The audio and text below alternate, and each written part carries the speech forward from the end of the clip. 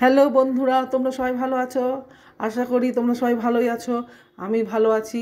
আজকে রেসিপি ফুলকপির ধোকা। নিয়েছি ছোলা মটর ডাল বাটা, ফুলকপি একটু সেদ্ধ করে নিয়েছি, আদা বাটা, লঙ্কা গুঁড়ো, কাশ্মীর লঙ্কা গুঁড়ো, জিরে ধনের গুঁড়ো, হিং, গোটা জিরে, এলাচ, দারচিনি, লবঙ্গ, তেজপাতা। এটাকে গ্রেট করে নিয়েছি। এবার এই বল বাটিটার মধ্যে আমি ঢেলে দেবো। ডালটাকেও ঢেলে দেবো।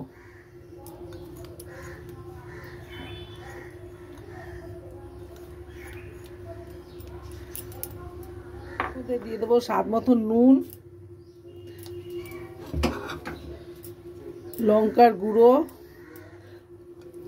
আদা বাটা, জিরে ধনের গুঁড়ো,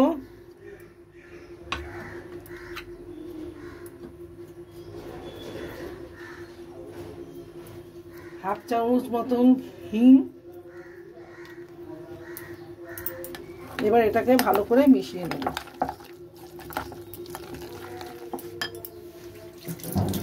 ফ্রাই প্যান বসিয়ে দিয়েছি, তার মধ্যে আমি একটুখানি জিরে দিয়ে দিলাম ফোড়ন, হাফ চামচ হিং দিয়ে দিলাম, দিয়ে আমি এবার এই ডালটা দিয়ে দেবো।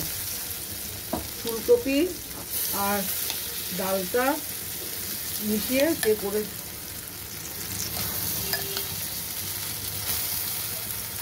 অনবরত নেড়ে যেতে হবে যতক্ষণ না কালার চেঞ্জ হবে, এটা হয়ে আসবে, কষানোটা হয়ে আসবে।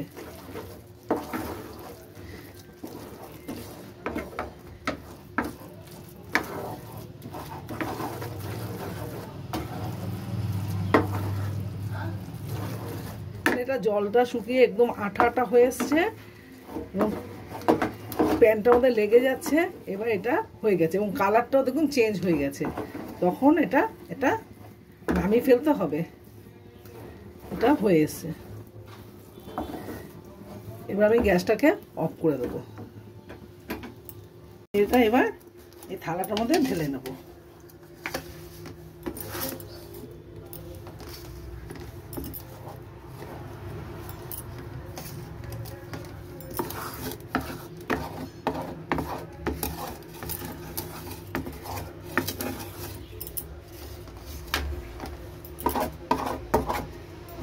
যেমন ঢালা হয়ে গেছে, এবার এটাকে আমি ভালো করে থালার মধ্যে মিশিয়ে দেবো।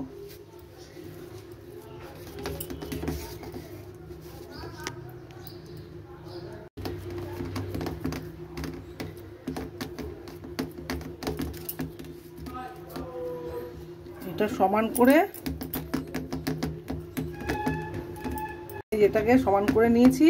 এবার এটাকে ঠান্ডা হতে দেব। এবার এটাকে ঠান্ডার জন্য রেখে দেব। ঠিক আছে, এবার 2-3 ঘন্টা আমি ঠান্ডা হওয়ার জন্য রেখে দেবো। আপনারা আপনাদের খুশির মতন ডিজাইন করে কেটে নিতে পারেন। আমি এটাকে বরফি করে কেটে নিচ্ছি।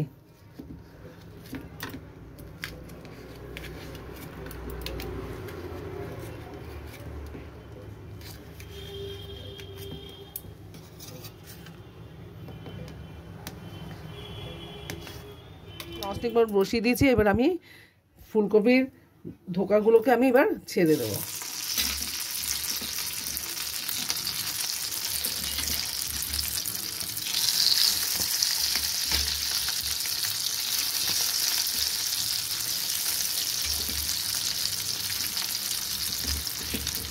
আমার 2 পাশ লাল লাল করে ভাজা হয়ে গেছে। এবার আমি এগুলোকে সবগুলোকে তুলে নেব।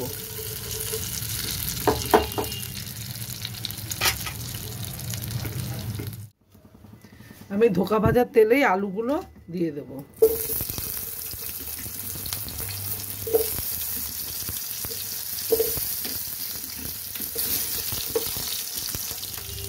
আমি দিয়ে দেবো একটু নুন,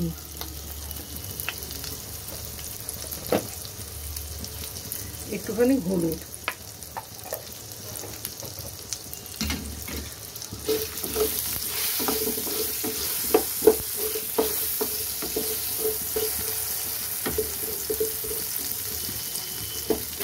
ঠিক আছে। আমি এবার আলুগুলো সব তুলে নেব। আলু ভাজার তেলেই আমি সাদা জিরে ফোড়ন দিয়ে দেবো।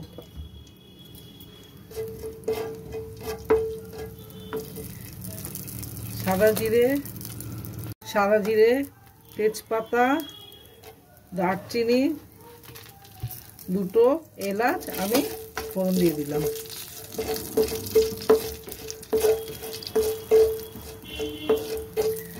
আমার জিরেটা ভাজা হয়ে গেছে, আমি জিরে ধনে গুঁড়ো দিয়ে দিলাম, একটু জল দিয়ে দিলাম, কাশ্মীরি লঙ্কার গুঁড়ো দিলাম,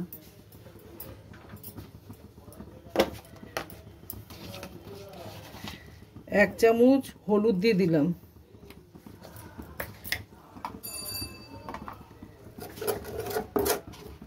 একটু কুচি দিয়ে দিলাম, দিয়ে এটাকে ভালো করে নিয়ে নেব। টমেটোটা একদম মজে গেছে আর মশলা থেকেও তেল ছাড়তে শুরু করে দিয়েছে। মশলা থেকে তেল ছেড়ে দিয়েছে, এবার আমি আলুগুলো দিয়ে দেবো। মশলা থেকে তেল ছেড়ে গেছে, এবার আমি আলুগুলো দিয়ে দেবো।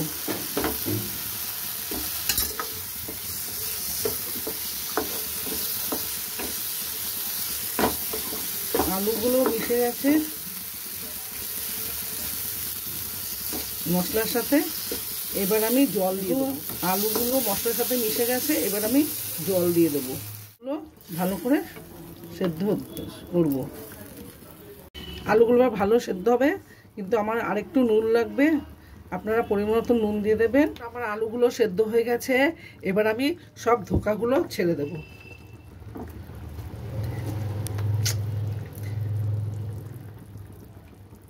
ধোকাগুলো ছেড়ে দিয়েছি, আমি এটাকে বেশি ফোটাবো না।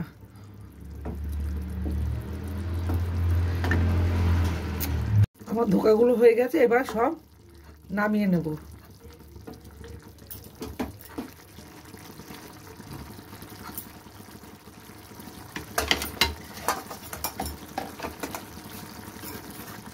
আমি গ্যাসটা অফ করে দিচ্ছি।